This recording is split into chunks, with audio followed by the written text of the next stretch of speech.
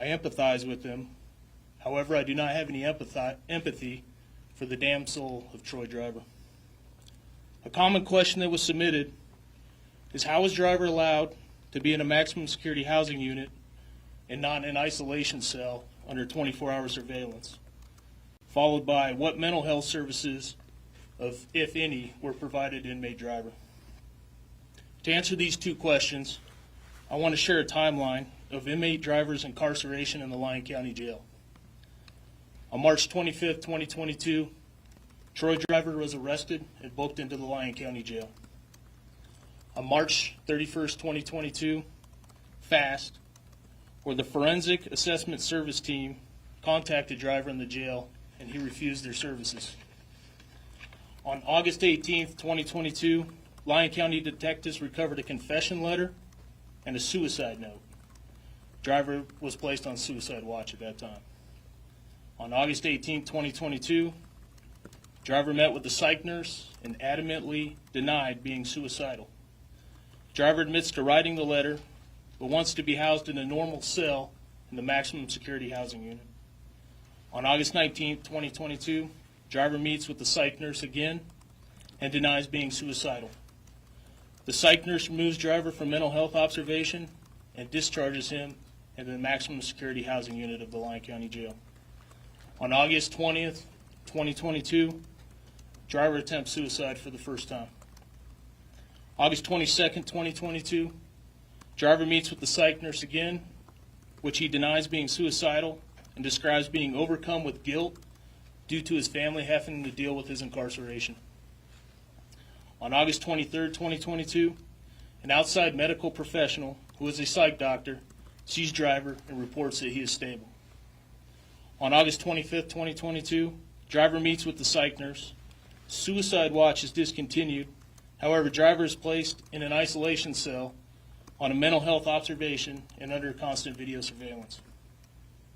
On August 27, 2022, Driver meets with nursing staff and is labeled as stable. On September 2, 2022, medical staff report Driver is doing better and no longer needs to meet with medical staff.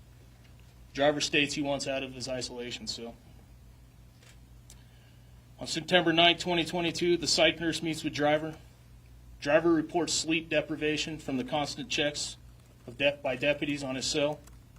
At this time, Driver refuses to take any psych medications.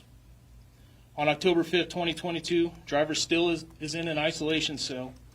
He denies being suicidal and wants to return to the maximum security housing unit. On October 6, 2022, Driver is returned to the maximum security housing unit. On October 15, 2022, Driver is seen by a psych doctor for a mental health appointment, and multiple meetings occur with health staff until his next suicide attempt. On March 7th of 2023, Driver attempts suicide for the second time and is treated for lacerations on his wrist. On March 9th and March 10th, 2023, Driver has a meeting with medical staff on both days. On March 11th of 2023, Driver meets with the psych nurse and states he is not suicidal, he only fell on a shampoo bottle. Driver is placed on a mental health watch and again returned to an isolation cell. On April 9th, 2023, Driver requests to see the psych nurse. Driver tells the psych nurse he is not suicidal. The psych nurse reports a stable mood, however, Driver remains in isolation. On April 20th, 2023, Driver is frustrated with isolation.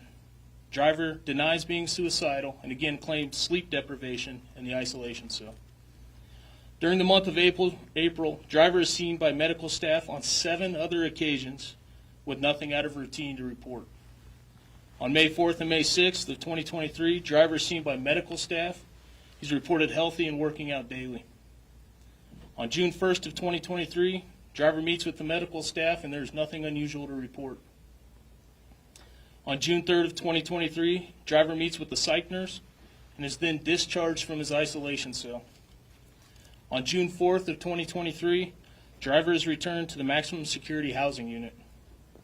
Between June 4th and August 6th, Driver indicated no signs of depression, crisis, or suicide intentions. The Lyon County Sheriff's Office continually deferred to the assessments of Recon Medical mental health professionals, medical professionals, all to determine inmate driver's housing status. At this time, I'll share with you the events of August 6, 2023. Welcome, everyone. We're just listening, then I will brief you, On August okay? 6, 2023 at 5:22 p.m., Lyon County detention deputies completed a check of the maximum security cell block where inmate driver was housed. Inmate driver was in his cell drinking water and showed no signs of crisis. At 6:17 p.m., a Lyon County detention deputy began cell checks in the maximum security housing unit of the Lyon County Jail. It was at this time inmate driver was discovered hanging in his cell. Inmate driver was cut down by detention staff, and life-saving efforts began immediately. At approximately 6:33 p.m., medical personnel from the Mason Valley Fire Department arrived and took over life-saving efforts. Life-saving efforts were unsuccessful, and inmate driver was pronounced deceased at 6:49 p.m. At 8:20 p.m., District Attorney Steve Ryan and I spoke to Casey Valley regarding the death of inmate driver. Casey Valley stated he would continue to notify his family. To the community, there is no longer any threat from Troy Driver. Again, the evidence is insurmountable that he was the perpetrator of this despicable act, and he is dead. He continually chose the path of a coward and ended his life with a cowardly act. The Lyon County Sheriff's Office strives to prevent a crime of this magnitude being carried out against the community again.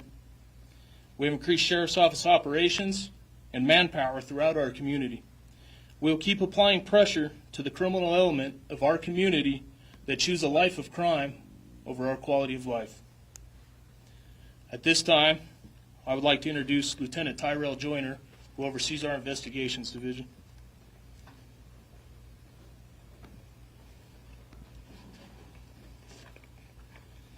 Good morning. I'm Lieutenant Tyrell Joyner of the Lyon County Sheriff's Office Investigations Division. As Sheriff Pope said, Troy Driver committing suicide was not the closure that Naomi Irion's family deserved, nor was what law enforcement wanted. After Troy Driver committed suicide, we knew that the case should not die with Driver and that the truth of his guilt needed to be told. The following synopsis was created in an attempt to provide closure to Naomi's family and friends and to ensure them that Driver was the person responsible for taking the life of Naomi. Thank you all for being here. Please like and share with On March hashtag 12, Rainbows for Naomi. 2022, Naomi Irion was kidnapped from the Fernley Walmart located at 1550 East Newlands Drive, Fernley, Nevada. Investigators learned that Naomi was kidnapped and driven against her will to a remote mine site where she was sexually assaulted and murdered.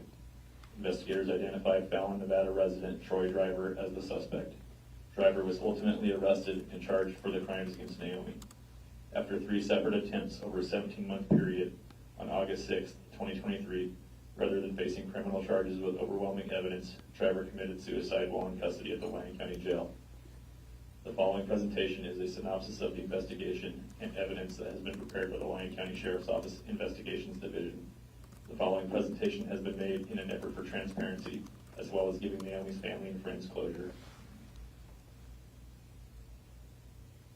18-year-old Naomi Irion was a resident of Fernley, Nevada. On March 14, 2022, Naomi was reported missing by family members. Naomi was reported to have been last seen the morning of March 12, 2022, when she had left home for work. On March 15, 2022, the investigation was assigned to the Lyon County Sheriff's Office Investigations Division. Detectives learned that Naomi worked at the Panasonic Energy of North America plant, located in the Tahoe Reno Industrial Center. Detectives learned that typically Naomi would drive her 1992 Mercury Sable to the Fernley Walmart. Naomi would park her vehicle in the Walmart parking lot, then ride a shuttle bus to work.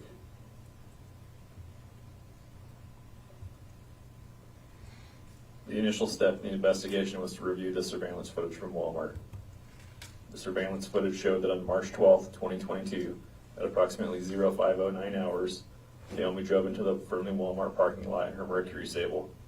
Naomi parked her vehicle in the parking lot on the east side of the building. Naomi was seated in the driver's seat of her vehicle while waiting for the shuttle bus.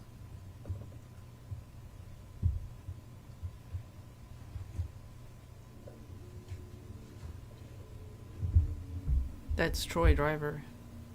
As Naomi was seated in her vehicle, a male subject was observed actively stalking Naomi's vehicle. The The male subject eventually approached the driver's side of Naomi's vehicle. The suspect opened the driver's side door of Naomi's vehicle and got into the car. Seconds later, Naomi's vehicle was driven by the unknown suspect out of the Walmart parking lot. Naomi was not seen again, and her vehicle was not located until several days later.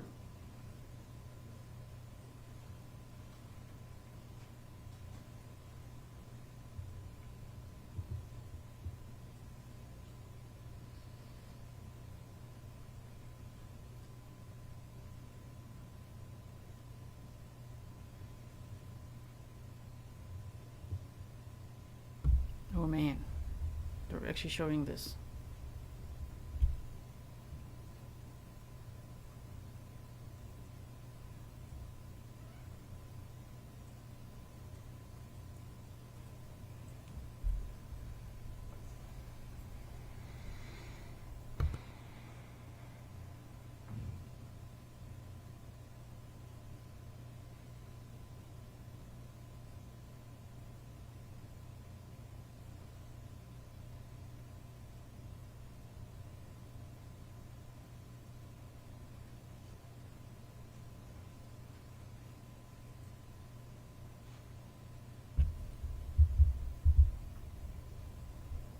Can't see much right now, but they are showing all of the video now. Look here.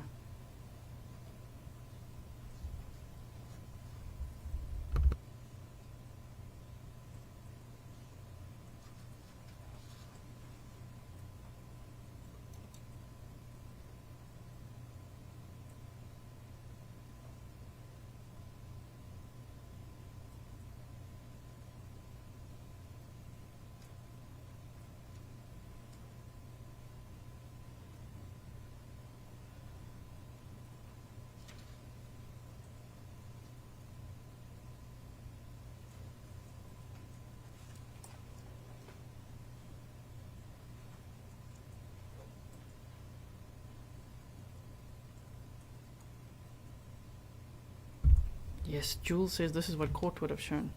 Yep.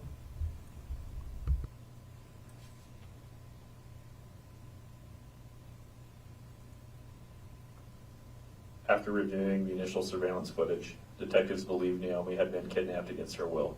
Detectives further analyzed the video surveillance from Walmart and determined through triangulation and recreation that the suspect was between 6 foot and 6'3" in height. The Lyon County Sheriff's Office immediately began searching the area for Naomi's vehicle. Detectives also began conducting emergency location pings of Naomi's cell phone. Detectives learned that Naomi's cell phone had been turned off on the morning of March 12th, and there was no location data available for Naomi's phone. On March 15th, Naomi's vehicle was located in Fernley. The car was located in a dirt lot on the east side of Duffy Road between the Lowe's Home Improvement Store and the Sherwin-Williams factory. The car was seized as evidence and later processed by forensic technicians with the Washoe County Sheriff's Office Forensic Science Division. Detectives began to collect video surveillance from nearby businesses.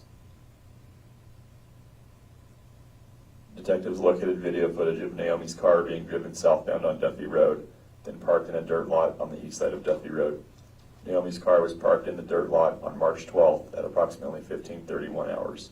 An unknown suspect was observed walking away from Naomi's car after it was parked in the dirt lot. The unknown suspect walked southbound on Duffy Road.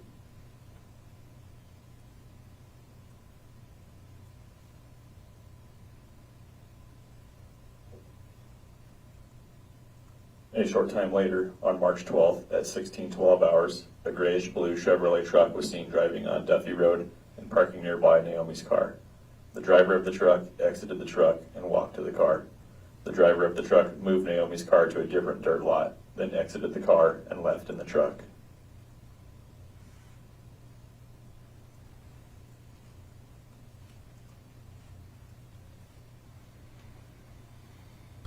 Damn, he moved her car twice.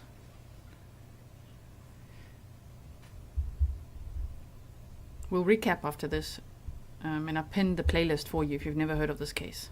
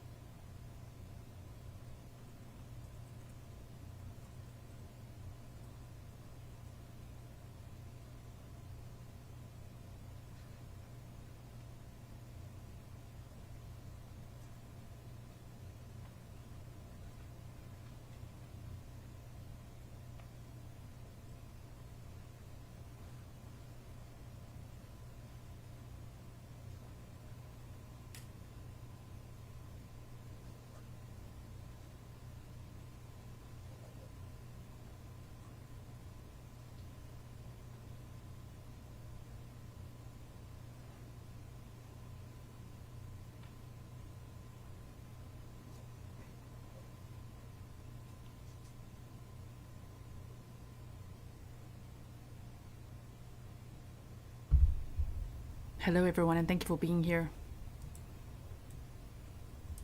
We're looking at the case of 18-year-old Naomi Irion, who was abducted from a Walmart parking lot on March 12th, 2022 in Fernley, Nevada.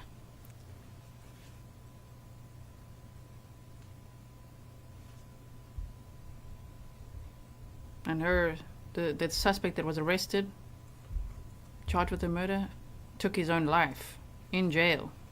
So this is a press conference to talk about that and the evidence that they did have against him.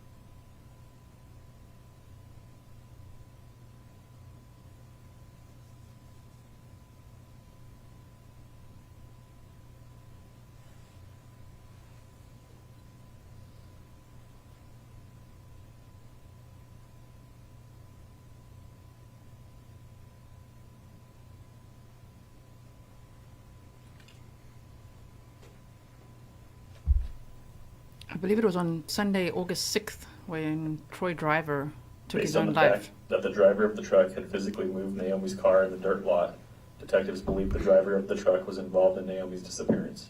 Detectives took screenshots of the surveillance footage of the truck in an attempt to identify the truck and unknown driver. Those screenshots were released to the public. Those screenshots were also taken to multiple Chevrolet dealerships in the area. The photographs were analyzed by each Chevrolet dealership independently. There were several details in the still shots of the truck. The truck had 4 doors with chrome door handles and partially chrome wrapped rear view mirrors. The truck had roof mounted fog lights. The truck had chrome running boards and chrome rims. The truck had a gold colored Chevrolet emblem on the front bumper. The truck had a rear center sliding window. The truck had color matched front and rear bumpers. The truck was identified by multiple Chevrolet dealerships as a 2020 to 2022 Chevrolet High Country 2500 or 3500 model, which was either a metallic blue or metallic gray in color. After identifying the make and model of the suspect truck, detectives obtained a list from the Nevada Department of Motor Vehicles of 2020 to 2022 Chevrolet High Country 2500 or 3500 models in the western Nevada area. The list contained several hundred vehicles. Analysis from the Nevada Threat Analysis Center assisted detectives in reviewing and eliminating vehicles off of the list based on color. Detectives then began to physically attempt to locate each vehicle on the list with a similar color to eliminate vehicles from the list and identify the suspect vehicle. Vehicles were eliminated from the list for reasons such as modifications, different chrome packages, different rims, etc. As detectives were eliminating trucks from the DMV list, other investigators were reviewing hours of surveillance footage from every business located in the area of Newlands Drive in Fernley. While eliminating vehicles from the suspect list, detectives learned of one particular truck registered to an address in Silver Springs, Nevada. The property at which the truck was registered to was not consistent with other homes of people owning a $60,000 to $80,000 truck. The property had numerous broke down, damaged, and haphazardly parked vehicles, which was not consistent with what detectives had observed of other owners of the same model truck. Detectives conducted further research into the registered owner of the truck. The registered owner of the truck was an individual named Troy Edward Driver. A driver's license check showed the driver was a white male adult who weighed 215 pounds and was 6 feet 2 inches tall. A local law enforcement records check showed the driver was listed as the suspect in a sexual assault case in Elko, Nevada in 2021. A criminal history check showed the driver had an extensive criminal history, which started with animal cruelty as a teenager. At the age of 17, driver was involved with a robbery and homicide in California. Driver was tried as an adult and was sentenced to 15 years in prison. Driver was released from prison in 2012 and was under the supervision of parole and probation. Driver's parole and probation was transferred to Nevada in 2012, and driver moved to Nevada. Driver then completed parole and probation in 2015 and has had limited contact with law enforcement since then. Based on driver's physical description, as well as his criminal history, detectives made it a priority to locate driver's truck to compare it to the suspect vehicle. Detectives learned that driver was now living in Fallon, Nevada. Detectives also learned that driver was a supervisor for Leadcore, which is a mining exploration company in Nevada. Churchill County Sheriff's Office detectives assisted the Lyon County Sheriff's Office in locating driver's truck in Fallon, Nevada. Driver's truck was located and photographed at his residence. Driver's truck was the first truck on the DMV list to match the suspect vehicle point for point. This included the truck having 4 doors with chrome door handles, partially chrome-wrapped rear-view mirrors, chrome running boards, and chrome rims. A gold-colored Chevrolet emblem on the front bumper, a rear sliding window, color-matched front and rear bumpers, and roof-mounted running lights. Driver's truck was listed by the manufacturer as being a 2020 Chevrolet High Country 3500 that was metallic gray in color. At this point, driver matched the physical description of the kidnapping suspect, owned an identical vehicle to the suspect vehicle, and had a violent criminal history. Detectives learned that driver possessed 2 cell phones, which included a work phone and a personal phone. Detectives immediately sought for a search warrant of driver's cell phone records to determine his location on March 12, 2022. The cell phone records showed that both of driver's cell phones had been located at his residence in Fallon on March 12, 2022. However, the phone records showed that there was 0 activity on either phone on March 12th, meaning there was not a single phone call or text message made on either phone. The lack of activity on driver's cell phones were inconsistent with his normal cell phone usage. Driver had used his cell phones daily throughout March except for on March 12th.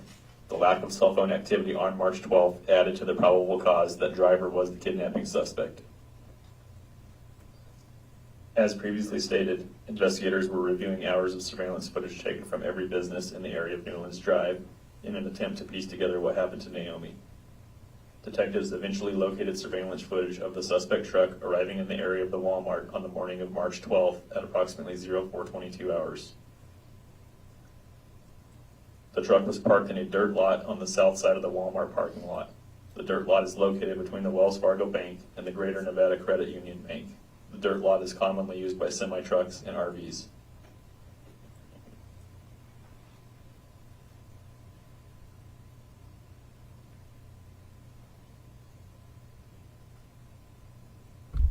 Damn, if you guys follow this case with me, this is like, oh my word, they're actually showing us where he parked and what time he got there. And the other footage of when he actually abducted her. It's so scary. Please share rainbows in the chat for On March 12th, Naomi at and for her family. 0509 hours, Naomi's car is seen entering the Walmart parking lot from Newlands Drive. At this point, the Chevrolet High Country truck is already parked in the dirt lot south of Walmart. After Naomi's car is parked, the kidnapping suspect can be seen walking across the Walmart parking lot from the dirt lot where the Chevy truck had been parked. As previously stated, the suspect stalked the vehicle for several minutes. Eventually, the suspect entered Naomi's car and drives away with Naomi.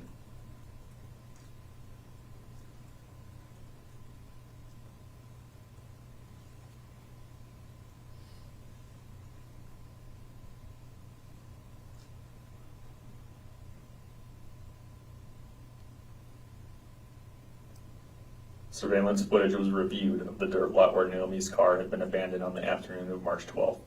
The suspect exited the car and walked southbound away from the car. Detectives were able to piece together the movements of the suspect by combining different video surveillance footage in the area. The surveillance footage showed the suspect walk from Naomi's abandoned car to the Chevy truck parked in the dirt lot south of Walmart. As the suspect walked from Naomi's car, the suspect made a westbound turn crossing Stanley Drive near the Greater Nevada Credit Union. Inadvertently, the suspect walked past the surveillance camera near the Greater Nevada Credit Union that gives a clear view of the suspect's face. The suspect was immediately recognizable as Troy Driver.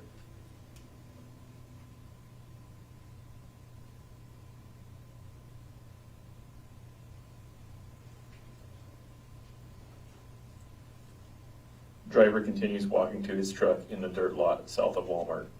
Surveillance footage confirmed driver's truck had not moved since being parked in the dirt lot at 04:22 hours that morning.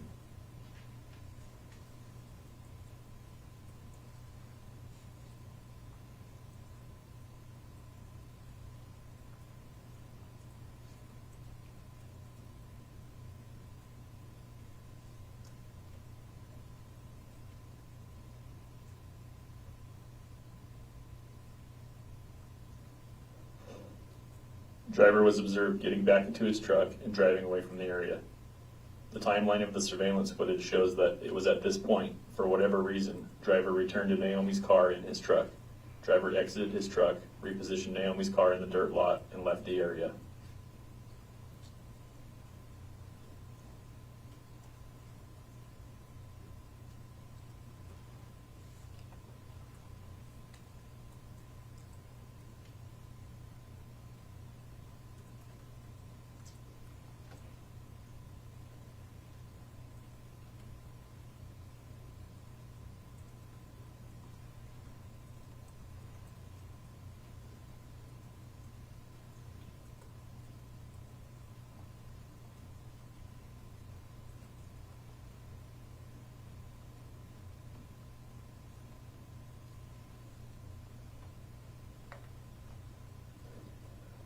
At this point in the investigation, there had been no activity on Naomi's cell phone, social media accounts, or financial accounts.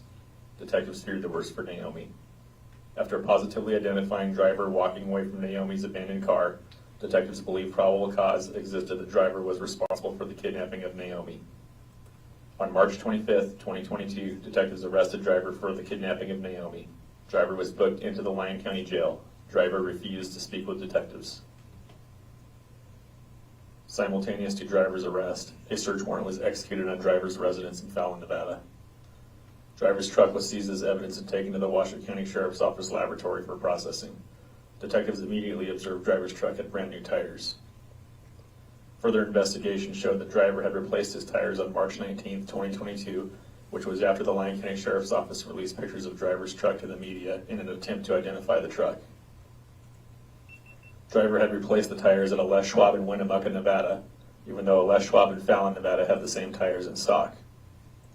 Detectives believe the local media surrounding the investigation had led driver to travel away from the area to replace the tires in fear of drawing attention to himself. Driver's original tires were still located at the Les Schwab in Winnemucca, Nevada, and were collected as evidence.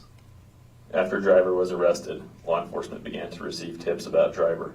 The Pershing County Sheriff's Office received a tip that in February of 2022, a semi-truck hauling an excavator had been trying to deliver the excavator to Troy Driver at the Relief Canyon Mine outside of Lovelock, Nevada for a lead core operation.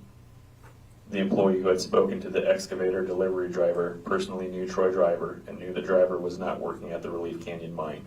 The mine employee called driver, who asked that the excavator be delivered to the Buena Vista Iron Mine, which was approximately 15 miles further south of the Relief Canyon Mine. The Buena Vista Iron Mine is an abandoned mine located in a remote area southeast of Lovelock, Nevada. The mine site is located in the northern part of Churchill County. Detectives learned that in February 2022, lead core had been hired to dig samples at the mine site, which is why Troy Driver had been there waiting for the delivery of an excavator. After receiving the tip regarding the Buena Vista Iron Mine, a Pershing County Sheriff's Office sergeant drove to the mine site. The sergeant observed freshly turned over dirt on the north side of the mine that did not seem consistent with mining. On March 28, 2022, the Pershing County sergeant passed this information to detectives from the Churchill County and Lyon County Sheriff's Office. On March 29th, Churchill County Sheriff's Office detectives and Lyon County Sheriff's Office detectives responded to the mine site. Detectives observed what appeared to be freshly dug dirt mounded in the shape of a grave. The dirt had rocks scattered about the top in an attempt to make the spot appear natural. Detectives began to dig the site and discovered that it was a grave site. Forensic technicians from the Washoe County Sheriff's Office Forensic Science Division responded and assisted in processing the site. Detectives and forensic technicians exhumed the grave. Naomi was located deceased in the grave, approximately 4 to 5 feet deep. Naomi was naked, and detectives located 2 gunshot wounds on Naomi. The evidence showed that Naomi had been shot once in the head and once in the chest. the evidence showed that Naomi had been shot in the head outside of the grave, that Naomi was dragged into the grave and shot again in the chest.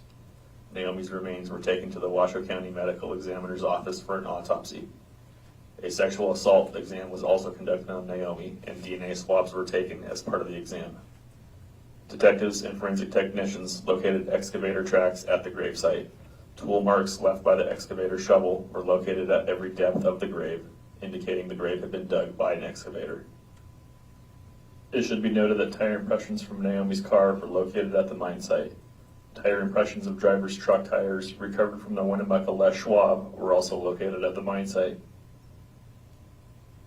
During the investigation, detectives learned that driver was in a serious dating relationship in which he lived with his girlfriend.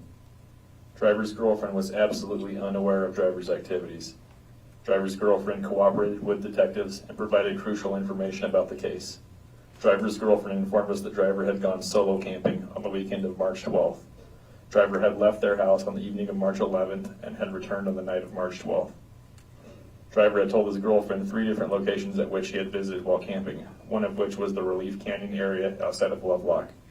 Driver's girlfriend confirmed that driver had left his cell phone at home while camping, which is common for driver. Driver's girlfriend also provided valuable insight into driver's mindset, habits, etc.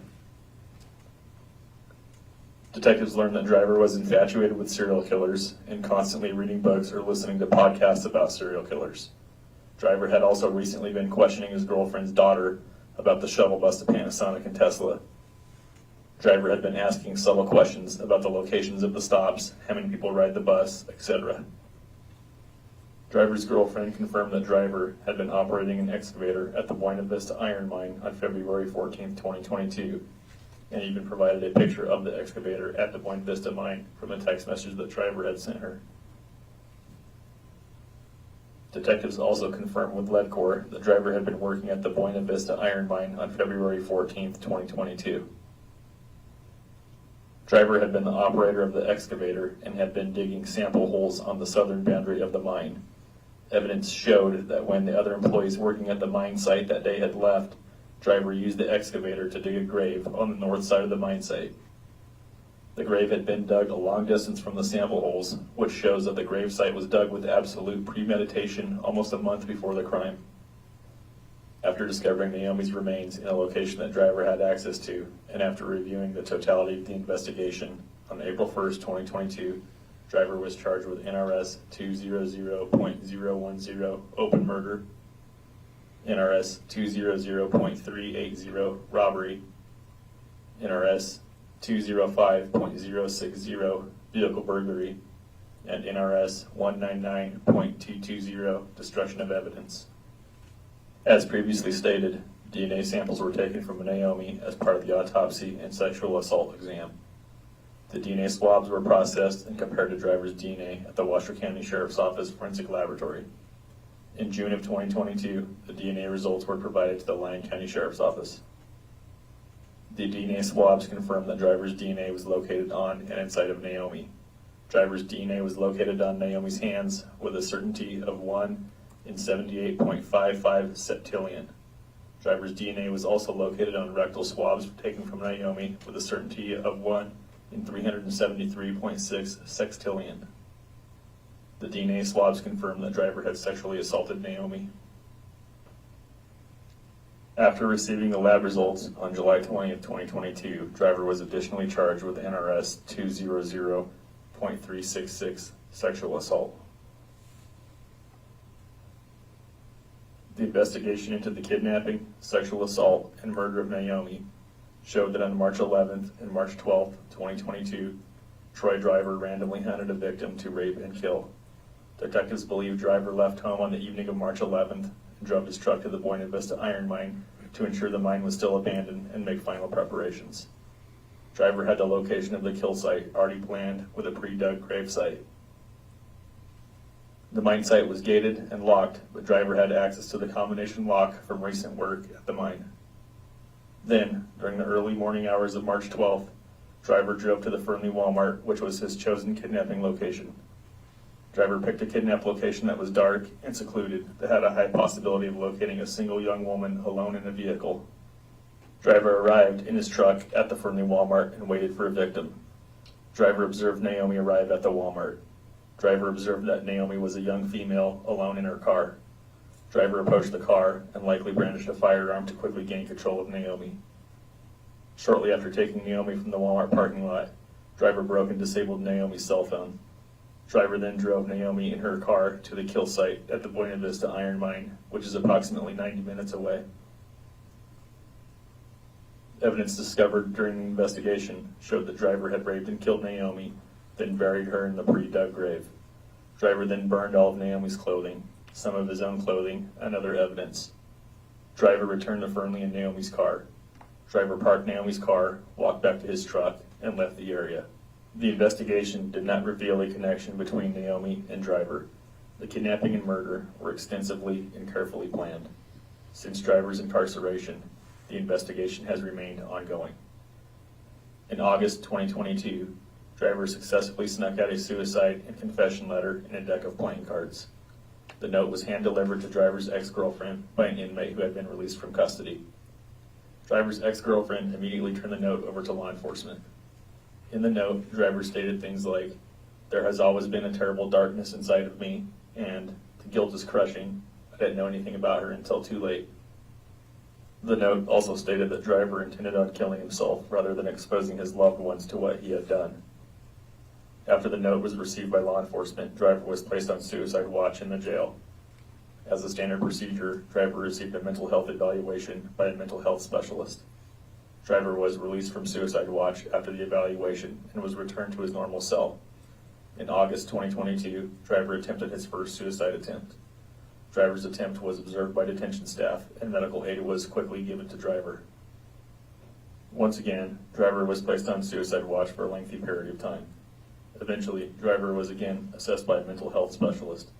Driver was again released from suicide watch and returned to his normal housing area. In March 2023, driver attempted suicide a second time, which was also caught quickly by detention deputies.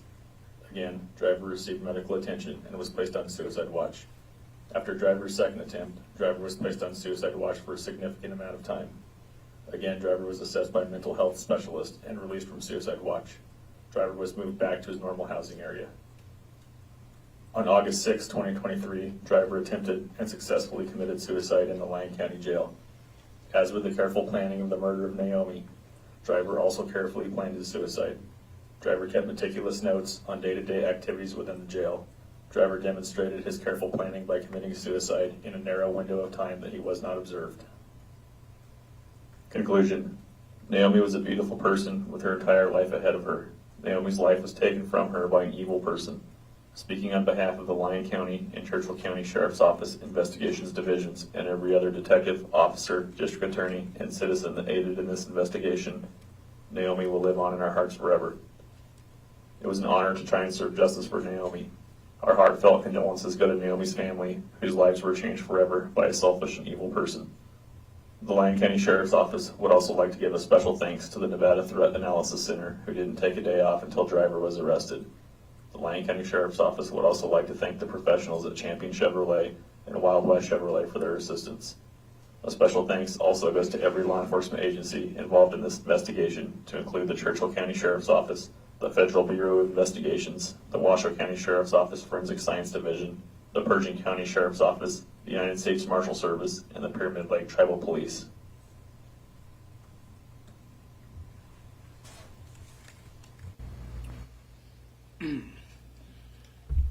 Each member of the media will also receive a thumb drive that contains a copy of that presentation. At this time, I would like to introduce District Attorney Steve Rye. Thank you all for being here. Thank you, Sheriff Pope. Stephen Rye, Lyon County District Attorney. With me today is Chief Deputy Brian Haslam. He was an instrumental part of the prosecution of Troy Driver and very helpful in the prosecution of this case. I have a prepared statement I'd like to read. Our thoughts and prayers are with Naomi's friends and family. We, like the Sheriff's Office, wanted to see justice for Naomi and her family with a guilty verdict and death sentence for Troy Driver. Unfortunately, that will not happen in this case. However, it is important that the family know about what happened to Naomi and what Driver did to her. We hope that they can start to heal and deal with their loss from this point. The evidence in this case of guilt of Troy Driver in the kidnapping, sexual assault, and murder of Naomi Irion is overwhelming. There was nobody else involved. Law enforcement from across northern Nevada worked tirelessly to find Naomi and to investigate this case. We live at a time where so many are critical of law enforcement. It is important to point out the cooperation with one another in the community and the extensive work they did in this case. This is what law enforcement does day in and day out. But here you can see firsthand how much work is involved in identifying Troy Driver and investigating this case to the point where the case was ready for prosecution and conviction. The Sheriff's Office continued their work with the preparation of this video that was shown today. It's an excellent summary of the investigation and the evidence compiled against Troy Driver. A special thanks to Lieutenant Joyner and Detective Sergeant Cusmers for their work on this case from the start and helping put together today's presentation and helping to put Troy Driver in jail. The DA's office is certain that the appropriate jurisdiction for this case was Lyon County. Driver started his brutal crime spree in Lyon County and he finished in Lyon County. Naomi lived in Lyon County, and the community most impacted by this case was Fernley in Lyon County. We are confident that the motion to dismiss filed by Driver in this case would be denied. It was a distraction, and I know a difficult part of this case for the Naomi's family. In addition, even if it did not go our way, the Churchill County DA was on board from the start in this case and offered whatever assistance was needed by our office. We appreciate that support. We know that Churchill County DA would have continued the prosecution and seeking the death penalty for Troy Driver if for some reason this case was moved to Churchill County. I wish to thank the DA's office, Lyon County DA's office, the attorneys and staff for all the work they did in this case. I'm the spokesman, but most of the work is done by the dedicated staff in the DA's office. The family, Naomi's family, has handled themselves with dignity and courage. The investigation and information shared publicly, the suicide and attempts by Driver, and the stress of the hearings and impending trial. Throughout the process, they have been respectful of and cooperative with the DA's office and law enforcement, including Casey Valley, Naomi's brother, providing very valuable information at the outset of this case to the Sheriff's Office and then through the continuation of the investigation. We want to publicly express our respect and appreciation for Naomi's family and how they have handled themselves. It is a tribute to Naomi and shows their deep love and commitment to Naomi and making sure that justice was served in this case. Lastly, the DA's office would like to pay a special tribute to Naomi today. There's evil in this world, and much of this case and Troy Driver reflects that evil. But there's also hope, and Naomi reflects that. As you have seen in the news and the media, Naomi was a beautiful, caring young woman with her life ahead of her.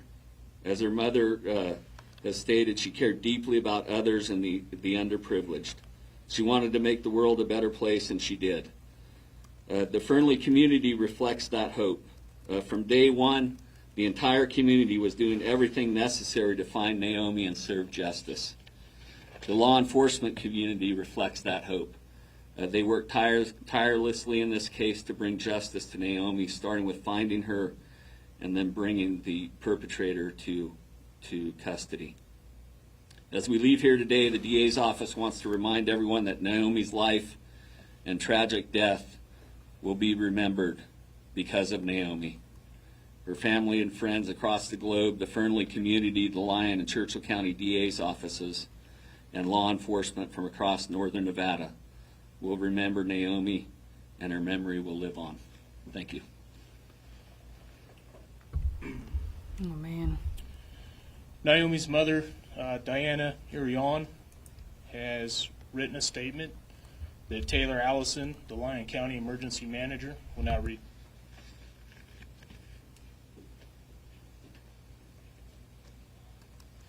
Thank you. This statement will be read verbatim as provided to the Lyon County Sheriff's Office. Thank you all for coming today.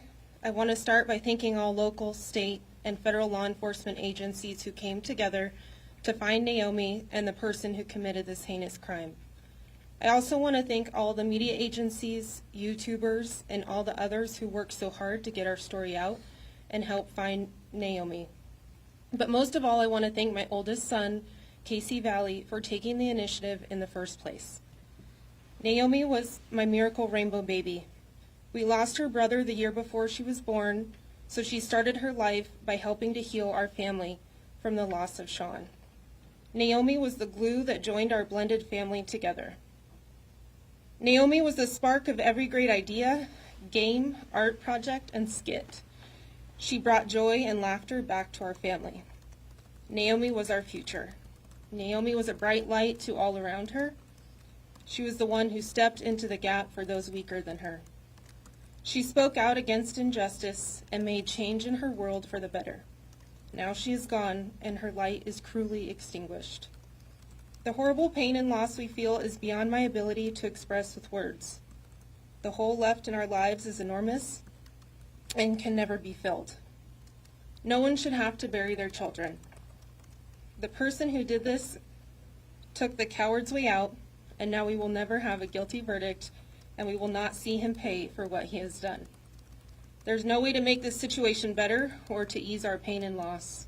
This incident was only added to our suffering, but a trial and guilty verdict would not have eased our pain either. So now this is over.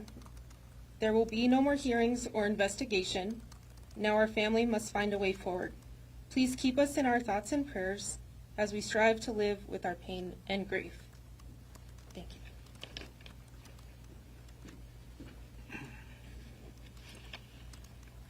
Now I'd like to introduce Casey Valley, Naomi's brother.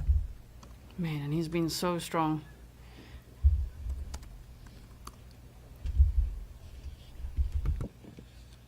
I'm Casey Valley, Naomi's brother. I don't think the light that Naomi brought to this world could ever be extinguished. We will never forget her. We will forget the person that did this. We won't let him live in our heads rent-free because he did this cowardly act. We're going to remember her and everything that she stood for. And this whole process has been so painful, but at the same time, it's shown me and my family how good people can be, because so many people helped us in every way you can imagine. The Fernley community, people across the world, my parents' church community. We had no unfulfilled needs, and it was just that level of goodness that we saw. It really does outweigh the bad. And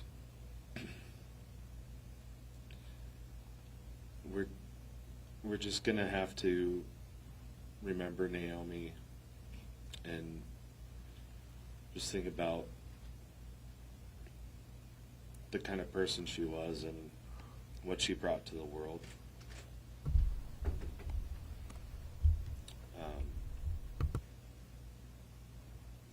That's all I have. Thank you, Casey. Now we'll begin to answer questions from the media. We'd like to start on the left side of the room, work our way to the right. If your question is directed at myself, District Attorney Rye, or Lieutenant Tyrell Joyner, please state so the right person can answer that question. I'm not sure who directs this to, but is driver's DNA being used in any cold cases?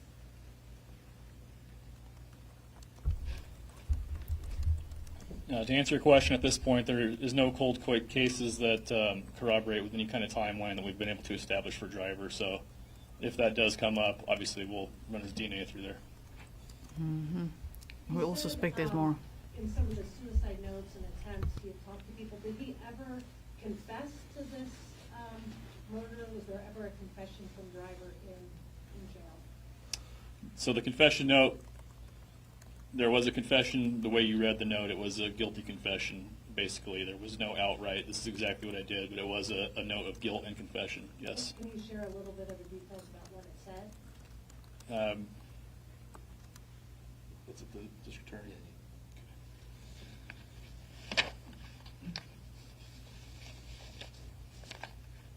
I don't want to read the whole thing because it's pretty lengthy, but I'll find some stuff in here. His letter, is it? What a monster, oh my word.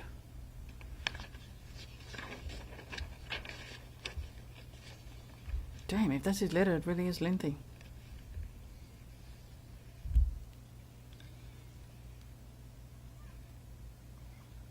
A couple things I need to get out there. First off, I have not lied to you, although I lied to the cops while talking to you. I think you will understand what I mean. Second, neither this situation nor any other was sexually motivated. Something happened that I can neither justify nor explain. I am so sorry.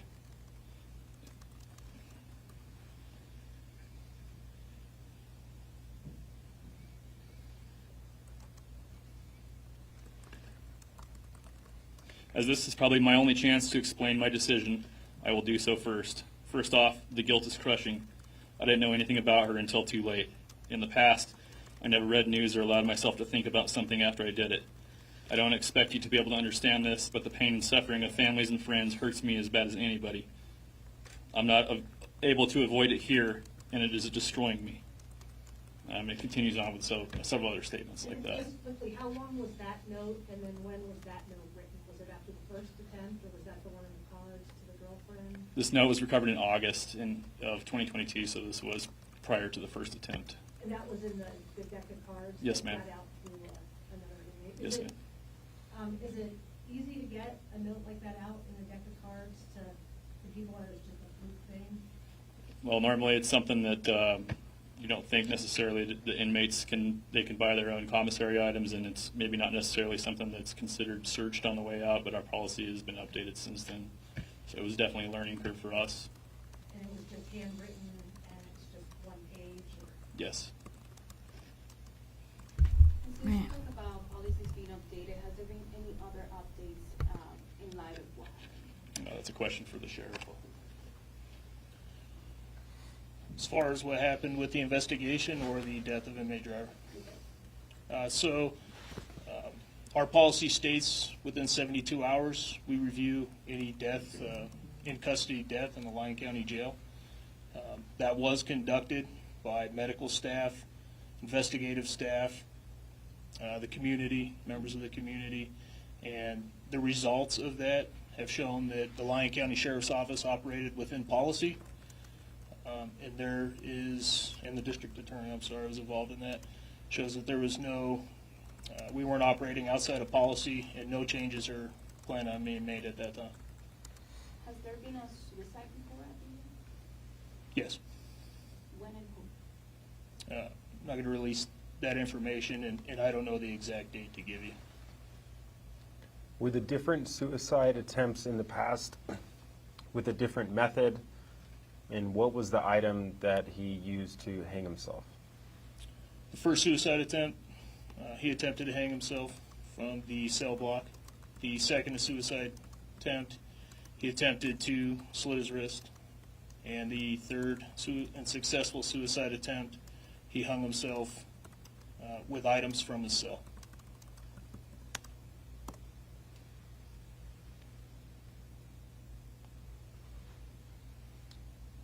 What items from his cell?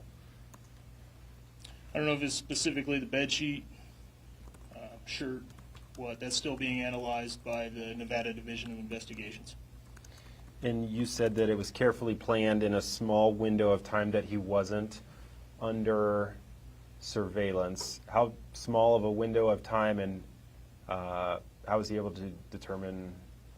So he kept meticulous notes of deputies' movements inside the jail, inside his housing unit, the maximum security housing unit. He knew that when the deputy completed the cell check, that he had less than 1 hour to complete his act. Because he was not under the 24-hour supervision at that time? He was not under video surveillance, correct? The meticulous notes were like in a notebook or written somewhere? Where were the meticulous notes kept? Written, They were written like in a notebook? piece of paper. Also, I'd like to say that if you have any other follow-up questions, we'll make ourselves available in an office down the hall. Lieutenant Joyner of the Investigations Division will be available to answer questions, and myself will also be available to answer any further questions. Like I stated previously, you will receive a copy of the thumb drive that contains this presentation. That being said, is there any other questions?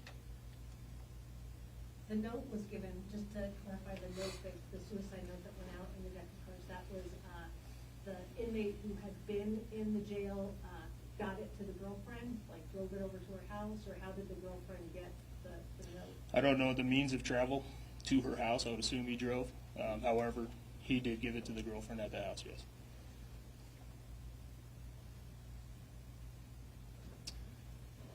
Thank you. This press conference is over. My condolences are with the Irion family. They remain in my thoughts and prayers. Thank you. Okay, guys, we're gonna quickly. I've set the other stream for a bit later. That was very hectic. Okay, so that was a press conference that we were watching in the Naomi Irion case. Now, what I've done is I have pinned.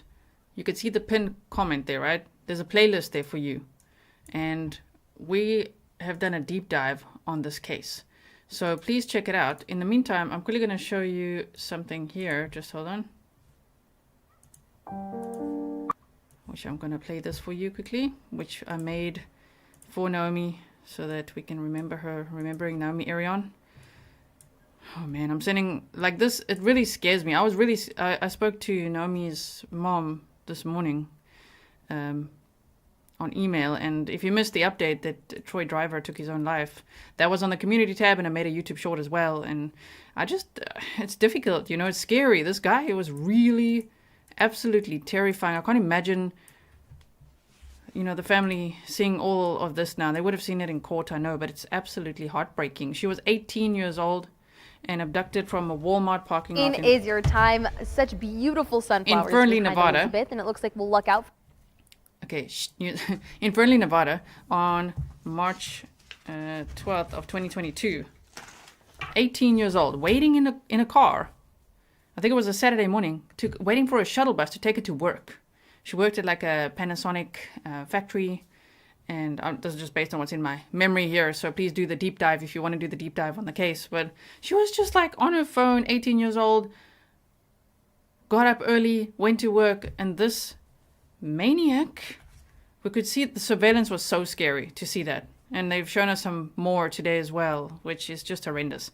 But he literally walked up to a vehicle, pulled out a gun, and that is what we mean in all these cases we talk about, like Delphi, maybe even we're speculating in Rachel Morin's case. If a guy like that, imagine what his face looks like and has a gun pointed at you. I don't know why people would be victim blaming Naomi or any of these cases that we look at, because firstly, Naomi's mom, Diana, said Naomi was a freeze type. If she was really scared, she would freeze, right? So there's that. I mean, I've been there too, where you just freeze up. You literally can't do anything. And so there's that. But if you have a gun pointed in your face and it's taking you by surprise at like 4:30 in the morning, 5 in the morning, it's so scary. So I can't imagine what hearing all this must be, and I'm sure the family would have seen the letter by now and everything. It must be terrible to go through all of that. So please send them lots of love, lots of support, okay?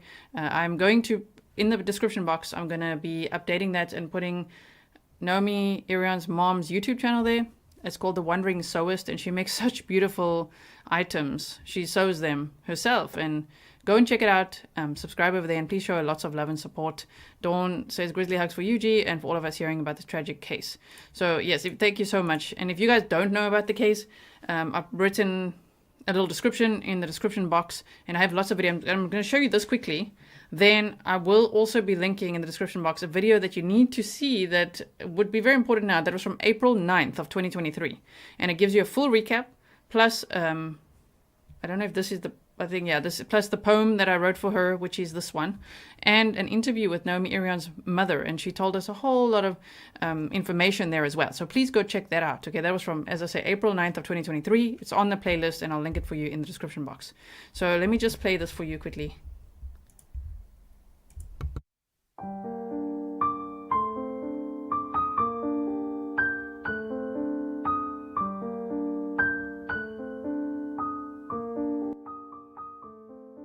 At 18, she had traveled the world, facing every step with courage, dancing to her favorite songs and showing everyone how to love, how to be more free, to set a goal and go and get it, to work hard, get up early and slay the day gracefully. She loved the Beatles and Dr. Dre, the contrast, the perfect display of her unforgettable personality. She lit up every room, even the ones she'd never been in. Naomi's life was a miracle. Doctors doubted her strength. They said she would be silent, but silent she was not. Since 2003, Naomi was a voice, one that the world truly needed, one who stood up for choice, to be exactly who you are and never dim your shine. She was one of a kind. Her final day will not define her, even though she was as diligent and beautiful as she had always been, getting up early for work, buying some snacks, waiting patiently for a shuttle bus that she would never get to board. She was working hard towards a very bright future. One creature took that all away. And what he did will not determine how we remember her. It will not silence her. It will not steal her thunder. I know if we were there, we'd all be proud of how she handled it. I hope she kicked his ass, and that's what sticks in his mind, how weak he really is. Her day will come, we have her back. Justice will be served, and when it is, I hope he realizes that love will always win. I hope he hears her every word, the things she likely said to him every day, for the rest of his life. May Naomi rest in total peace, knowing that her life mattered. It was short but magical, just like a rainbow, a slice of joy, no matter how bad the storm. And because of her, our broken hearts feel warm.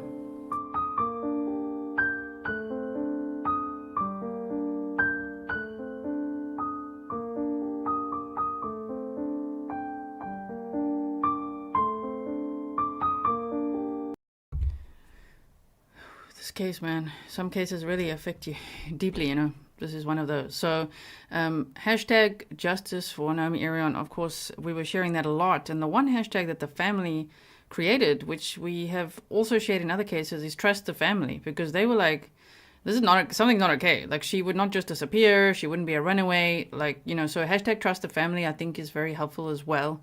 So you can please, if you could please share this, hashtag rainbows for Naomi, this episode, and hashtag trust the family. That's still very important because family knew something was up, and it took a little while to, of course, for everyone to spring into action. Thank you so much, Musa, for your sticker. I really appreciate that. And also, I think I missed another one. Are they like actually trolls in chat? Amazing. Humanity sometimes, you know? Lucia says, I had to pause it and now I'm catching up. Girls, boys, these are stranger dangers we mothers worry about. I'm sick over here, sad. It is so terrible to think this case is so frightening.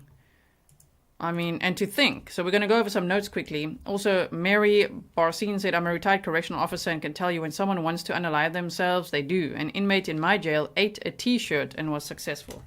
So to just quickly go over some notes here.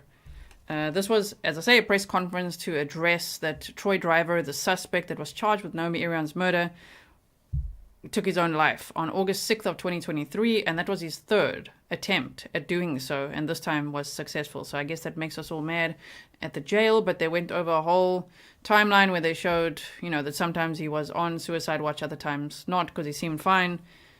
It just sucks, because people like this, they want the last word. They want to take control, and that's why we always say, people like in the Delphi case, Richard Allen, they better watch him. Rex Heuermann, they better watch him. That's for the Gilgo case.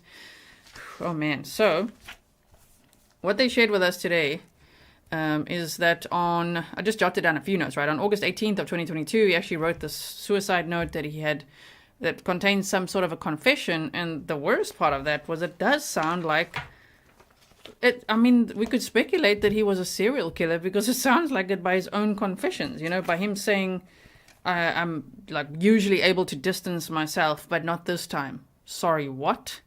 This is so scary to think how much he planned. Because not only did he tell his wife, he had a wife and kids and everything, and he was like, I'm going to go on a solo camping trip, probably need a timeout.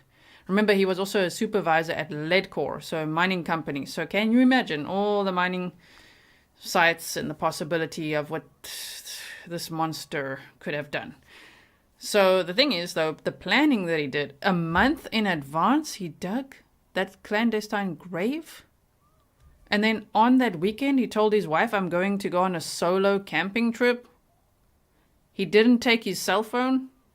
Because, that's what he does when he's going on solo camping trips. Okay, and then he went to that Walmart in Fernley, Nevada, and was there already at, 4:22 a.m. At 4:22 a.m. Naomi Irion, she arrived at 5:09 a.m. So that's probably when she woke up. Oh man, that's so scary to think that he's there just waiting to kidnap somebody. We don't know if he stalked her for a while either. Specifically, targeted her. We don't know that. One could speculate it's likely, based on everything else being so planned out. You know what I mean? But maybe, you just never know. For people like that, maybe the thrill for them is catching... Well, they're going to catch someone by surprise either way, but just going there and seeing who they can target is so scary. So, to think, a month in advance, he dug the grave. He went on a solo camping trip. He... didn't take his cell phone, but he did take a gun. He waited at that, he parked in some dirt lot and then went to that Walmart, and we saw that surveillance where he was pacing. And then, as Naomi's mother said before, Diana, that he squared his shoulders and he looked like he was, on the hunt. And he walked towards her car. She was on her phone talking to a friend on social media. I think it was Snapchat or something. And suddenly there he was. There he was standing at the window. And he had a gun, forced her to scoot over. He got in, drove away in her car. Drove her to this abandoned mine area where he had pre-dug a grave and essayed her and shot her. Oh my goodness. And then buried her and burned her clothes and burned some of his stuff too. This is very calculated.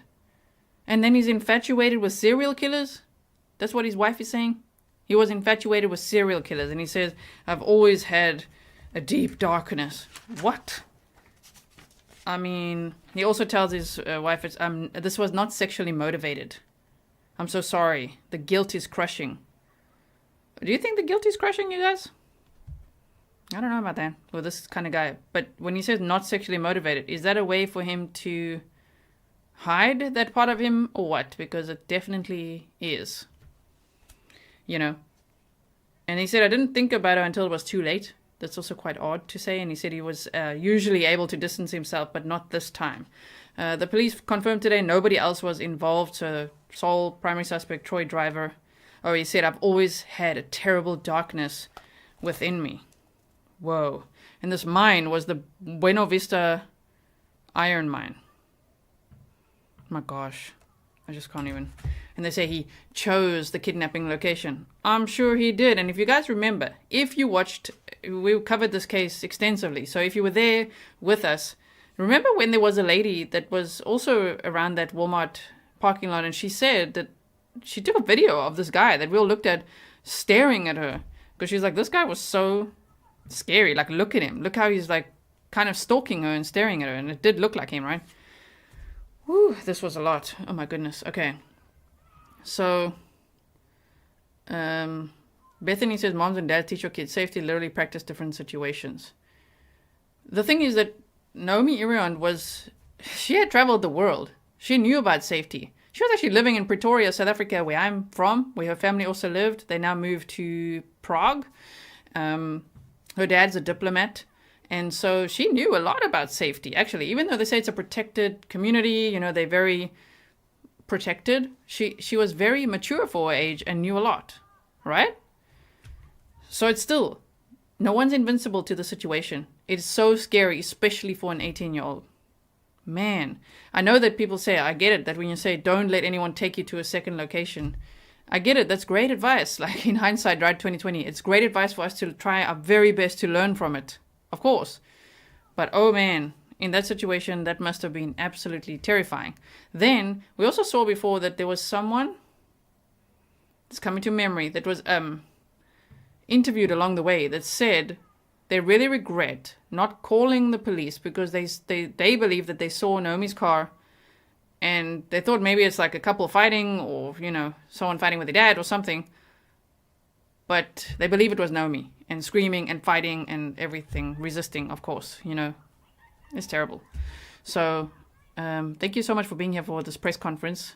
I wasn't too sure where we're going to see it or how we're going to see it based on some of the press conferences before in this case. But when I saw, okay, it is going to happen there, then I thought, okay, let's watch it together and show lots of support also to Naomi's family and friends. Amy Lee says, thank you for the hard work, G. As always, you're so empathetic to victims and families. I hope the info I emailed was informative. Thank you. I'm not sure what you emailed, but thank you so much. I do get a lot of emails. I can't remember quite right now, but I really appreciate it. So,